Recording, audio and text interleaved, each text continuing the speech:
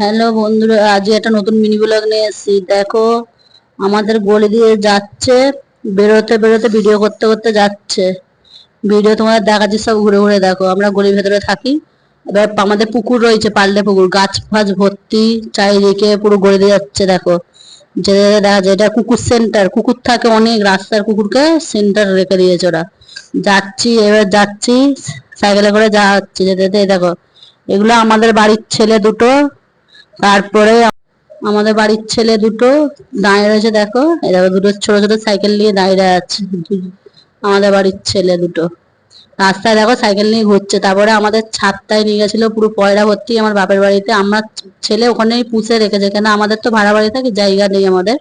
সেই জন্য গমের বালতি এটা পুরো ছাদটা তোমাদের দেখাচ্ছে। দেখো ঘুরে ঘুরে পুরো এটা ঘরটা নেই, খারাপই হয়েছে। পাশের বাড়ির ছাদটা দেখাচ্ছে তোমাদের। ওই দেখো পয়রা হচ্ছে, তোমাদের যদি